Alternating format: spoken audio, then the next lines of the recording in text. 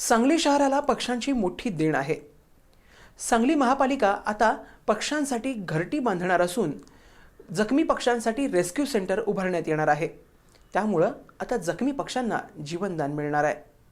शहरातील उद्यानांच्या आवारात नेहमीच पक्ष्यांचा किलबिलाट असायचा। अलीकडे मात्र झाडांची संख्या कमी होऊ लागल्याने पक्ष्यांची संख्या वाढल्याने पक्ष्यांच्या जखमी आणि मृत्यू होण्याचं प्रमाण वाढलंय। त्यामुळे अशा पक्ष्यांना राहण्यासाठी जागा उपलब्ध करून देण्यासाठी आणि पक्षी संवर्धन करण्यासाठी सांगली महापालिका आयुक्त रवींद्र खेबुडकर यांनी पुढाकार घेतलाय। सांगलीतील पक्षी मित्रांच्या मदतीने सांगलीच्या शास्त्री उद्यानात महापालिका पक्ष्यांसाठी घरटी उभारणार असून एक रेस्क्यू सेंटरची उभारणी करण्यात येणार आहे। सांगलीत उंचावरून पडून जखमी होणाऱ्या पक्ष्यांवरती या ठिकाणी उपचार केले जाणार आहेत। यासाठी शास्त्री उद्यानात पक्ष्यांसाठी घरटी आणि रेस्क्यू सेंटर उभारण्याचं काम युद्ध पातळीवरती सुरू झालंय।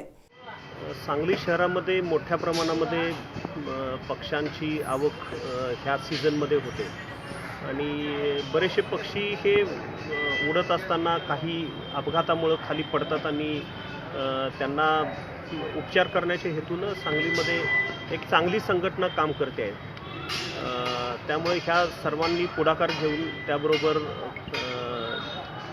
सकाळ माध्यमातून त्यांनी जो काही आवाहन केलं ह्या सगळ्यांच्या प्रयत्नामुळं 20 तारखेला चिमण्यांचं जागतिक चिमणी दिवस आहे। त्या दिवशी चिमण्यांचं सर्वेक्षण सुरू होणार आहे आणि ते 3 महिने आहे। तर त्याच्या अनुषंगानं त्या दिवशी 20 तारखेला आम्ही एक पक्ष्यांना वाचवण्याच्या हेतूनं एक मोठी रॅली करतो आहे। लोकांच्यामध्ये जनजागृती व्हावी या हेतूनं आणि त्याबरोबर इथं हे जे काही पक्षी मित्र आहेत ते पक्ष्यांना वाचवण्याच्या हेतूनं जे काही काम करतायत त्याच्यासाठी त्या पक्ष्यांना ठेवण्यासाठी सध्या ते आपल्या घराचा वापर करतात, पण आता त्यांच्या घराचा वापराच्या ऐवजी आम्ही इथे करता त्यांना रेस्क्यू सेंटर केलेलं आहे।